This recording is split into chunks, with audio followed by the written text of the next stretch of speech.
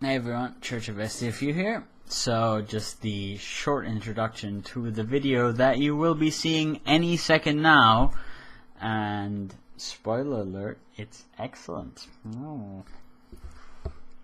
Seriously, if you're a glutton for punishment, do watch it. It's long and it's confused. But in this video I'll be talking about compatibilism, which is the idea that free will and determinism are in fact compatible.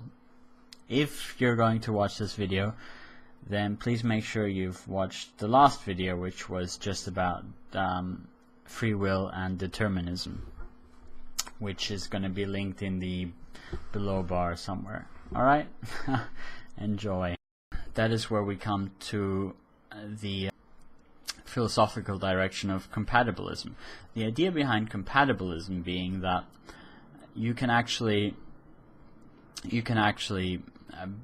think that we have free will and accept that the universe is deterministic and or random at the same time.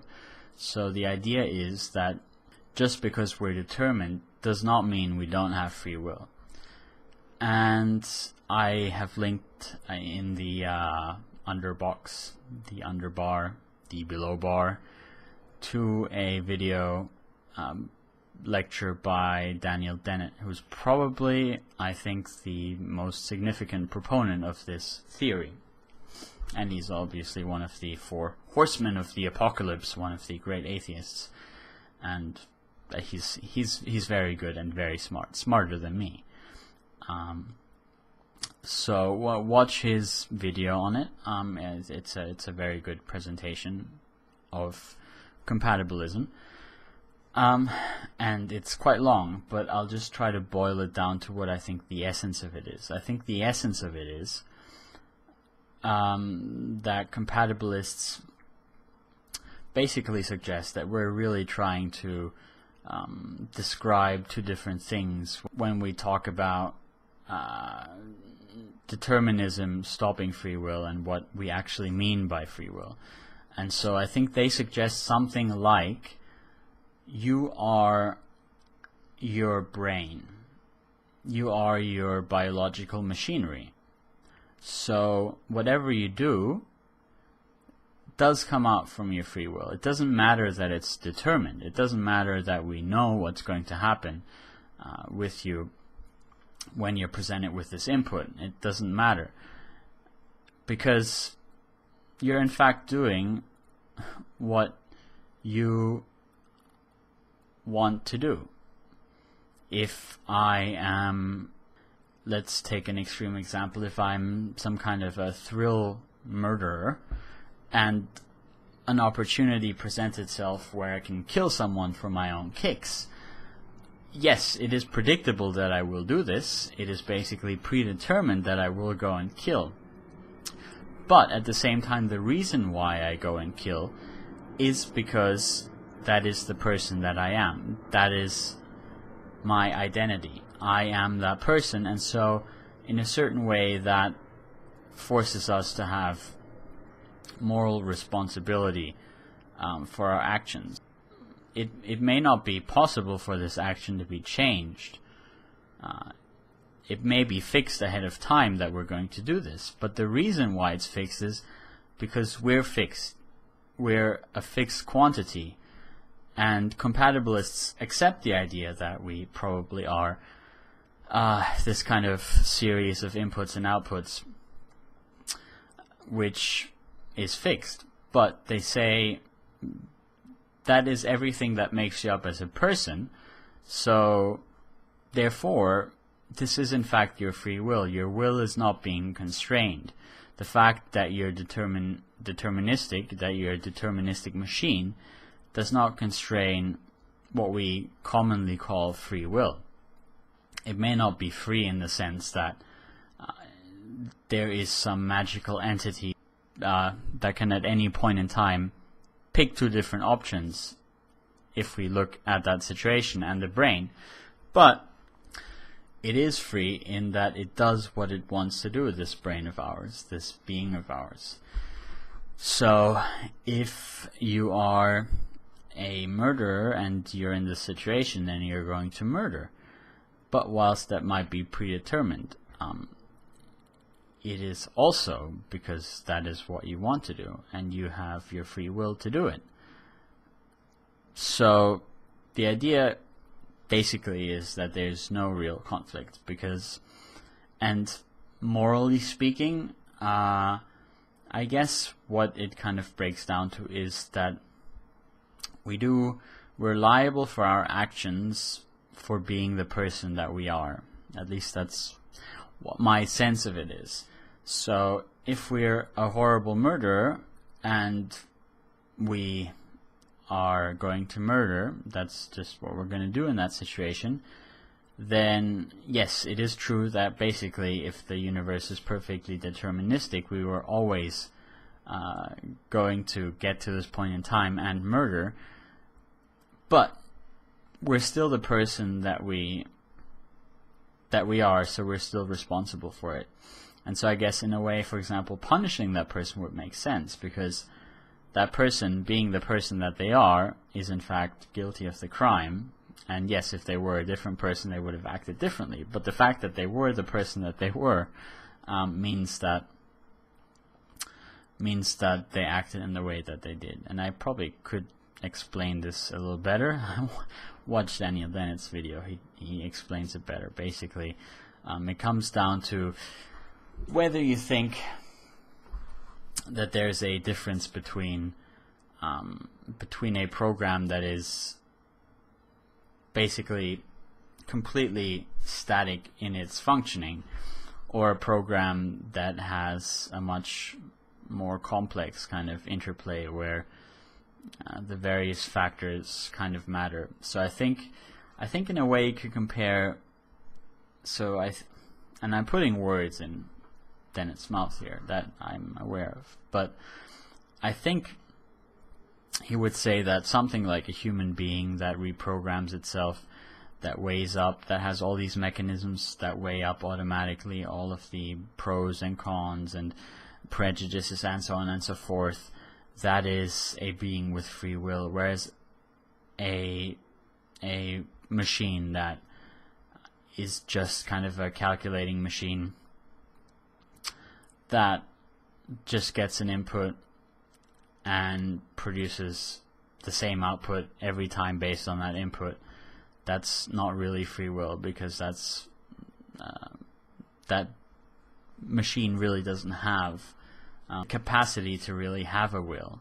The will is kind of expressed by this complex set of interactions in the brain that cause us to actually encounter choice, where we actually really weigh up alternatives, whereas some creature, some machine that doesn't do that, that is just mechanically this and that and therefore that, with a static kind of programming, that creature or machine doesn't have free will. And yes, that's a very kind of mangled way of putting it, but yeah, it's somewhere along those. So what do I think of compatibilism? I think it has a point, at least as far as kind of a utilitarian worldview goes. So I think it makes sense to identify people with who they are biologically in their brain. But I think that's really as far as I can be convinced by compatibilism. There's this famous saying by a German philosopher whose name I forget, and I'm going to have to paraphrase, which goes something like, we can choose to do what we will, but we cannot choose to will what we will. So everything we do, that's our free will coming in, but we can't change what we want or what our will wants to do. So this is problematic to me, because imagine you're some neutral being that is waiting to be born, and basically what you want is you want to be happy, and you get to pick between a couple of different people that you could choose to be. You could either choose to be this well-adjusted person who is made happy by having a family and helping other people and nothing else. That's all that person needs. And perhaps that person is even self-sufficient. So even if all of that doesn't work out, they're still happy. Or you could choose to be a murderer that is made happy by slaughtering people. That gives him that kick, except that kick doesn't last very long. Or you could choose to be a con man that is made temporarily happy by exploiting people, but again, that wears off pretty quickly, and so on and so forth. So if you're in that neutral position and you're this being that just wants to be happy, which I think is basically what all people want to be, then you're going to pick that well-adjusted, happy person that's just going to be happy all the time. You're not going to pick the murderer that's going to get kicks out of the murder, but then is probably going to get caught, and the kicks don't last very long, and he's also going to feel bad about it, and so on and so forth. You're not going to pick the pedophile, right? So the fact is, for a compatibilist, I think that presents a big problem, because as we move through life, virus database has been updated. I think for the compatibilist that really is a problem, because as we move through life, yes, we are the person that we are, and based on that, things are our free will. But the person that we are may not be the person that we would choose to be if we could choose to be a different person. As a matter of fact, I think most of us would will ourselves to be different, and then one day that's probably going to be possible, and then of course we're still going to be limited by willing ourselves to be based on what we were in the first place. So it's really kind of a dilemma that knows no end. But certainly I think, as things stand right now, it seems hard for me to justify just declaring free will, because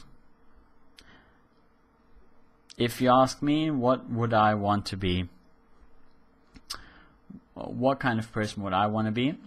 I want to be a person that's always happy. That's my selfish desire. And then for bonus, I want to be a person that's also, and this is coming from my own kind of position right now, as a human being, which is already obviously influenced by the programming that I have, but I want to be a person that tries to help others and make their lives better. And yeah, so I would rather be that than be someone that's unhappy, pretty much by definition. And as a compatibilist, I guess one can drive the point that we do have this thing that you could identify a person with their will, but then you're still stuck with that person not really being in control of what their will is. And so I think it's trying to move the goalposts, but I think it ultimately fails, because it meets the same obstacle as the original free will idea did, which is that we can't really change the outcome, and the outcome may be something that is overall negative for us, but we're stuck with that. We're born into that, and that's what we end up with. And all of our free will does not mean that we can will something else. So that's it for this second part of the video, and soon I'll probably do a little video on what I think that means for my moral, ethical outlook. although that might take a while. And these two parts, I'll probably revise them at some point and put some pretty pictures in or something. But yeah, just wondering what you think. Please let me know. And I'll see you guys all later. Church of SDFU.